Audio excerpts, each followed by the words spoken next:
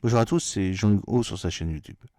Aujourd'hui, nous allons faire de l'analyse politique et surtout de l'analyse géopolitique, monétaire, financière et économique. En parlant de l'Oedipe, qui est un poison potentiel mortel pour les intérêts français en matière de défense. En tant qu'agent de liaison de Berlin, la présidente de la Commission européenne, Ursula von der Leyen, va défendre les intérêts commerciaux de l'Allemagne aux États-Unis. La défense est un objet de troc parmi d'autres.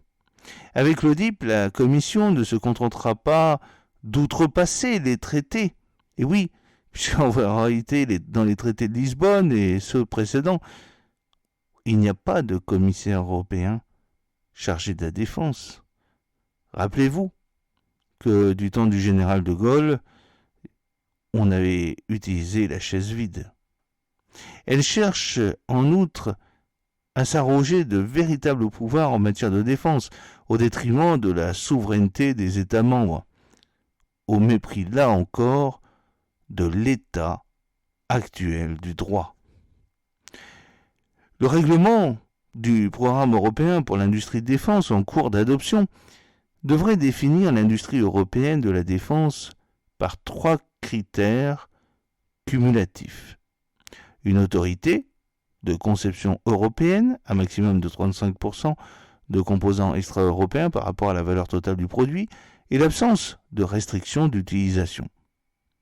La nouvelle Commission européenne issue des élections du printemps au Parlement européen entrera en fonction début décembre, une fois validées les candidatures de chaque membre du collège des commissaires. Entre autres gadgets et effets d'annonce, on y trouvera un tout nouveau commissaire à la défense, dont j'ai déjà eu l'occasion d'expliquer pourquoi il ne fera rien d'utile pour la défense de l'Europe. La perspective du retour concomitant d'une nouvelle présidence Trump ne fait qu'ajouter à l'inutilité de ce pauvre commissaire d'ores et déjà condamné, au moins pour les 4 prochaines années, à s'agiter en vain sur les planches de la communication institutionnelle. Alors je vais vous expliquer très précisément en 6 points mon analyse. Tout d'abord, en grand 1, vous avez le mercantilisme allemand. D'abord et avant tout, s'il n'y avait qu'un chiffre et un graphique à retenir, c'est celui de l'évolution de l'excédent commercial de l'Union européenne avec les États-Unis, qui dépasse aujourd'hui les 150 milliards d'euros en rythme annuel, soit plus de 12 milliards d'euros par an.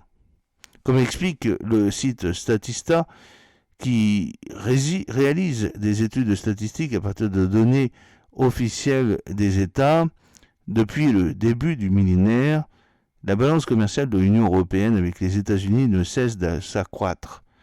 Alors qu'en 1999, l'Union européenne a enregistré une balance commerciale mensuelle avec les États-Unis de 200 millions d'euros par an, la balance commerciale mensuelle de la période la plus récente s'élève à plus de 12 milliards d'euros. Depuis 25 ans, le commerce des biens avec les États-Unis a enrichi l'Union européenne, c'est-à-dire l'Allemagne, car en réalité, l'essentiel des excédents sont allemands, à hauteur d'environ 2000 milliards d'euros. La création de l'euro sur les bases d'un Deutsche Mark sous-évalué a en effet rendu les termes de l'échange extrêmement favorables aux exportations allemandes, tant sur le marché intérieur, au détriment des autres Européens, France en tête, qu'à l'international. On peut dès lors comprendre, lire du 45e président américain, qui deviendra le 47e en janvier. Pourquoi le contribuable américain doit-il dépenser ses impôts pour défendre les Européens qui s'enrichissent sur son dos ? Une fois admis ce simple constat, tout devient limpide. Le deuxième problème, c'est la défense, qui est un objet de troc parmi d'autres pour l'Allemagne. L'Union européenne de Mme von der Leyen n'a dorénavant qu'une mission, donner des gages à M. Trump pour que l'Allemagne préserve ses excédents commerciaux et les revenus de ses investissements directs aux États-Unis, financés par les excédents. Le deal est le suivant. L'Allemagne garde ses profits américains, que les autres Européens sont priés de compenser pour rééquilibrer les échanges avec le puissant protecteur américain. Inutile par conséquent d'espérer le moindre progrès en matière d'autonomie stratégique.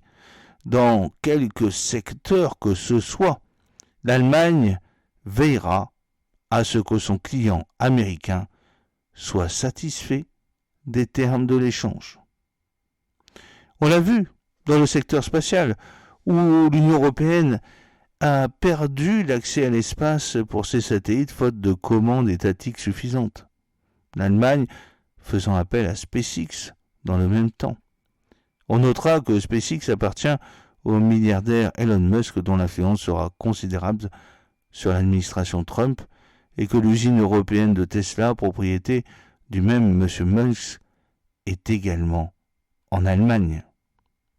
On est en train de le voir dans le numérique en général et l'industrie du cloud en particulier, où l'Allemagne pèse de tout son poids pour que la réglementation européenne en cours d'élaboration ne permette pas d'exclure les hyperscalers américains, les GAFAM pour simplifier. Le gentil Anthony Blinken a été très clair sur le sujet. Toute velléité de garder en Europe une fraction des immenses profits réalisés par les géants du cloud serait considérée comme inamicale. Et ce n'est pas l'Irlande qui a construit sa prospérité récente sur un dumping fiscal favorable aux GAFAM qui dira le contraire. On le verra demain dans les initiatives européennes au profit de l'industrie de la défense, les entreprises allemandes ne réchignant pas à produire des profits américains ou israéliens, sous licence, en concurrence avec des fabrications purement européennes de la même gamme. Le préfixe euro étant censé faire illusion. Par exemple, le missile anti-char Eurospike. On sait combien les armées européennes dépendent de l'équipement américain, et ce de manière croissante. La dépendance européenne au F-35, au lieu d'acheter du Rafale, et au Patriot, au lieu d'acheter du Mamba, a d'ores et déjà créé une rente qui se chiffre en centaines de milliards de dollars pour les décennies à venir auprès de grands fournisseurs américains que sont Lockheed Martin et Raytheon. Le constat dressé par l'IRIS en début d'année de 68% de nouveaux achats auprès de fournisseurs américains de la part des États de l'Union européenne est tellement parlant qu'un think tank anglo-saxon, l'Institut international pour les études stratégiques, l'IISS, a cru utile de le contester, chiffre à l'appui. Mais l'IRIS a maintenu son constat, car les objections chiffrées de l'IISS ne portent pas sur le même périmètre. Elles comprennent notamment le Royaume-Uni et la Norvège. En attendant, on fait circuler le chiffre de 50% de fournitures américaines. Comme disait le regretté Churchill, je n'ai confiance que dans les statistiques que j'ai moi-même truquées. L'achat de produits de défense auprès de fournisseurs américains de la part des États européens fait partie des bargaining chips, les monnaies d'échange, destinées à compenser les excédents commerciaux allemands outre-Atlantique. Et avec l'administration Trump, cela ne se fera que s'aggraver. Il n'existe donc absolument aucune marge de manœuvre pour la moindre initiative favorable à l'autonomisation de l'Union européenne en matière de défense. Plus d'efforts de défense revient donc à plus d'achats aux États-Unis. Un point, c'est tout. La troisième conséquence, c'est que les instruments européens de financement de la défense sont de la poudre aux yeux. Inutile de revenir sur l'épisode calamiteux de la soi-disant Facilité européenne de la paix, la FEP, que j'ai commenté abondamment.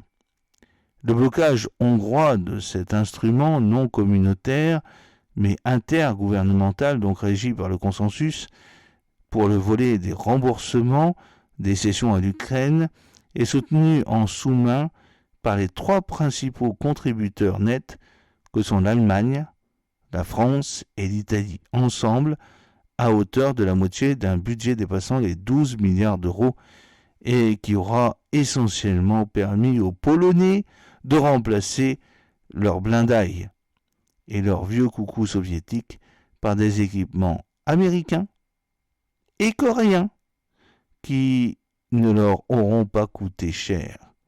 La plaisanterie aura quand même allégé le budget militaire français de près de 2 milliards d'euros.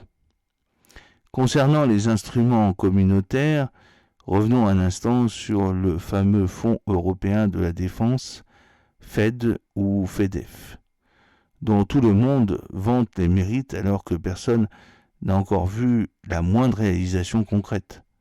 Plus de la moitié du budget pluriannuel de 8 milliards d'euros étant déjà engagé. On attend avec curiosité la revue prévue en 2025 pour comprendre à quoi tout cet argent a servi.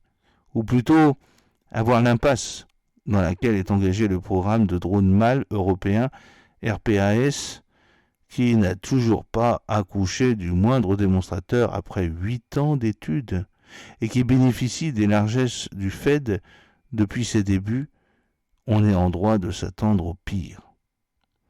Au moins le Fed a-t-il une double vertu. Certes, il ne produit rien de concret pour la défense de l'Europe, mais il arrose de ses subventions le sable de la recherche et développement européenne avec un réel souci de respecter une certaine préférence européenne, ce qui a d'ailleurs le don d'agacer le même IISS dans une récente publication et surtout dans l'immense satisfaction de la Commission européenne. Il encourage les industriels européens à raisonner en termes de BITDE, base industrielle et technologique de défense européenne, et à se parler pour constituer les consortiums habilités à partir à la chasse aux subventions. On jettera un voile pudique sur les 500 millions d'euros de l'instrument ASAP qui, tels les 500 millions de la Belgium, étaient destinés à faire monter en cadence l'industrie munitionnaire européenne afin de livrer à l'Ukraine les obus de 155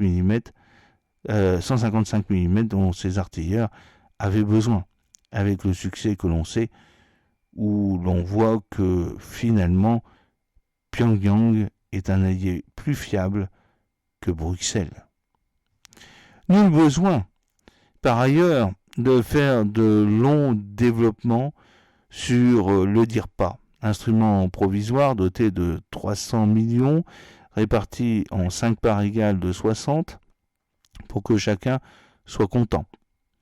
L'idée était cette fois d'encourager les achats en commun en prenant en charge une partie des coûts administratifs des projets d'achat groupés sélectionnés. La trésorerie des bénéficiaires, par exemple KNDS France, pour une commande d'obus de 155 mm ou MBDA France, pour un achat groupé de systèmes de défense aérienne à très courte portée Mistral, ne s'en plaint pas. Mais qui peut sincèrement affirmer que tout cela soit à la hauteur des besoins?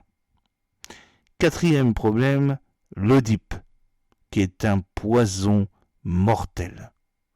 Le programme européen pour l'industrie de défense, EDIP, est un projet communautaire encore en négociation entre co-législateurs de l'Union européenne. Il vise à stimuler, incentiviser les capacités industrielles européennes de défense par des achats communs. Le budget actuel est limité à 1,5 milliard d'euros pour la période 2025-2027. Les discussions sur le texte proposé par la Commission achoppent encore sur les critères d'utilisation de ce budget financé par le contribuable européen, faut-il le rappeler. Le règlement en cours d'adoption devrait définir l'industrie européenne de la défense par 3 critères cumulatifs. Une autorité de conception européenne, un maximum de 35% de composants extra-européens par rapport à la valeur du produit et l'absence de restrictions d'utilisation. Cela peut sembler limiter la concurrence, le fameux marché unique, aux industriels établis en Europe. Mais en réalité, le diable se nichera dans les détails des dérogations, que l'on parviendra toujours à justifier par l'urgence ou à la nécessité. Malgré tout, un premier compromis adopté en juillet avait permis de reporter la décision, une majorité d'États membres s'exprimant en faveur d'une définition plus ouverte de la défense de l'Union européenne. Or, toute définition de ce qui constitue une entreprise européenne de défense en élargissant les critères pourrait modifier le fonctionnement du marché, l'équipement des armées européennes et même le rôle de la Commission pour les décennies à venir. Le premier critère exige que l'autorité de conception réside en Europe.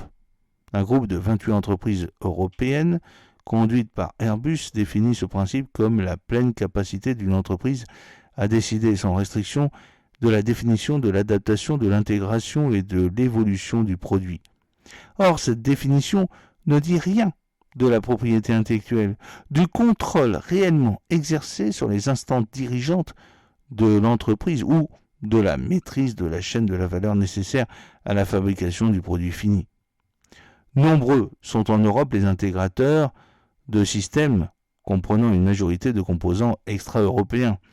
L'exemple le plus connu est la société suédoise Saab, indubitablement européenne, mais dont l'avion de combat Gripen comporte une majorité de composants, voire de sous-ensembles complets, produits par des entreprises américaines ou britanniques.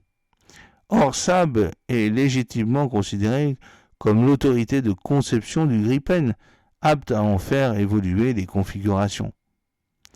Le deuxième critère concerne la part de contenu extra-européen acceptable dans les produits de défense de l'Union européenne.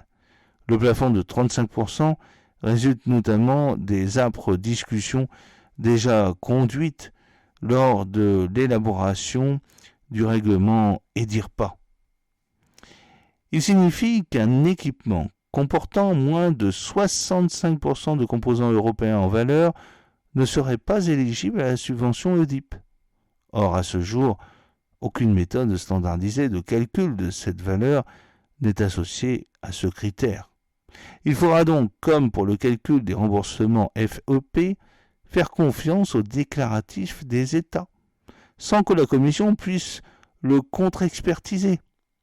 Les 28 industriels précités estiment qu'il est pratiquement impossible de fabriquer un produit de défense 100% européen.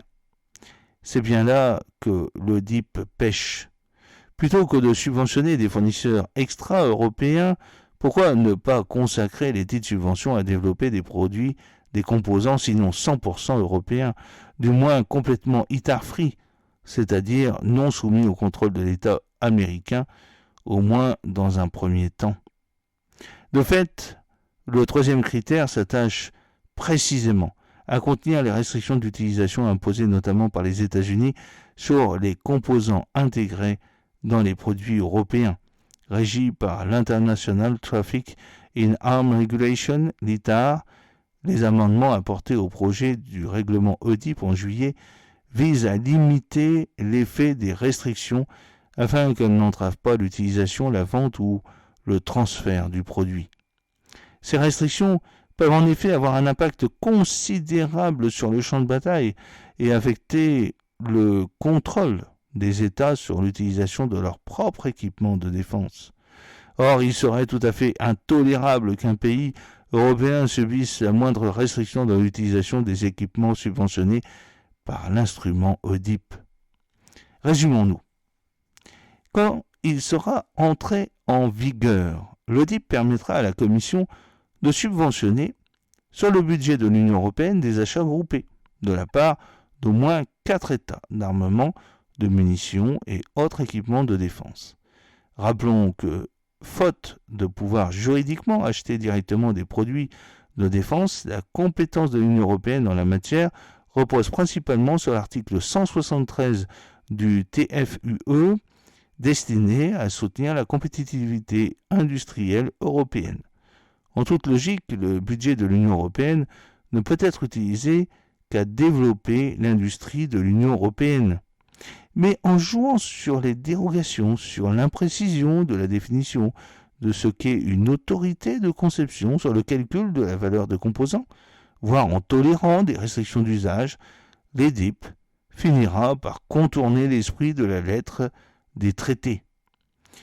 C'est d'un détournement pur et simple de l'état de droit qu'il s'agit. Mais avec l'EDIP, la Commission ne se contentera pas d'outrepasser les traités. Elle cherche en outre à s'arroger de véritables pouvoirs en matière de défense au détriment de la souveraineté des États membres, au mépris, là encore, de l'état actuel de droit. Par exemple, l'EDIP autoriserait la Commission, dans des circonstances exceptionnelles et à certaines conditions strictes en accord avec les États membres concernés, d'imposer aux entreprises de défense des priorités de production militaire et de composantes critiques, en allant jusqu'à les sanctionner au besoin. Le cinquième problème, c'est que l'Union européenne devrait s'abstenir sur les questions de défense. Si les dirigeants européens croyaient sincèrement à la réalité de la menace, comme c'est le cas, ils prendraient des mesures d'une toute autre ampleur pour y faire face. C'en serait fini des velléités de la taxonomie européenne de placer l'industrie de défense parmi les secteurs non durables. Le board de la BEI, Banque européenne d'investissement, constitué de représentants des États membres, n'hésiterait plus à financer l'industrie de défense, au lieu de se cacher derrière le dual à une époque où tout est potentiellement dual. Le Fed aurait gardé sa vocation originelle, telle que pensée par Thierry Breton d'un fonds de défaisance de la part de dette due à l'investissement militaire, au lieu de devenir un appendice du programme Horizon et une sorte d'Erasmus de la recherche et développement de défense. Sympa, mais totalement improductif. En réalité, derrière les recommandades de façade, tout cela n'est que de la mauvaise farce. Ce n'est pas sérieux. La guerre en Ukraine a fourni à la Commission européenne un prétexte pour tenter de s'arroger de compétences que les traités ne prévoient pas et que les États même aujourd'hui n'aspirent aucunement à lui transférer. Le phénomène bureaucratique est en marche et rien ne l'arrêtera. Par son pouvoir normatif, la Commission européenne sera en mesure, sous les meilleurs prétextes éthiques ou politiques, le Green Deal, d'imposer des normes défavorables à l'industrie de la défense française. De son côté, l'Allemagne cherche par ce biais à apaiser le Moloch américain en lui jetant en pâture la perspective de commandes européennes toujours plus élevées, confère son projet de défense aérienne, voire avec l'EDIP la possibilité dorénavant de bénéficier de subventions directes de l'Union européenne. L'EDIP est un poison potentiellement mortel pour les intérêts français en matière de défense. Alors sixièmement, quelle défense européenne à l'ère Trump ? Si les États membres de l'Union européenne étaient sérieux dans la prise en compte de la double menace que constitue l'hostilité de la Russie et de ses puissants alliés de fait et l'indifférence américaine, elle n'aurait rien de plus pressé que de renforcer le pilier européen de l'OTAN plutôt que de s'épuiser et de se ruiner dans les initiatives absurdes de l'Union européenne qui ne servent en réalité qu'à préserver les intérêts commerciaux allemands. Mais il ne suffit pas de chercher à remplacer les quelques 100 000 militaires américains encore stationnés en Europe, si tant est que l'Europe en soit capable. Il convient sans délai de repenser la défense de l'Europe à partir du précieux existant de l'OTAN, tout en adaptant ses méthodes et ses restructures au départ annoncées de l'allié américain. Tel est le seul chantier en soi titanesque en matière de défense qui mérite l'énergie et le financement des Européens et que les initiatives intempestives de l'Union européenne ne font que parasiter. J'espère que cette petite vidéo vous a plu. N'oubliez pas de cliquer sur le pouce pour la promouvoir, de vous abonner si ce n'est pas encore fait et de partager cette vidéo sur vos réseaux sociaux. A très bientôt, fidèlement, Jean-Luc Haut.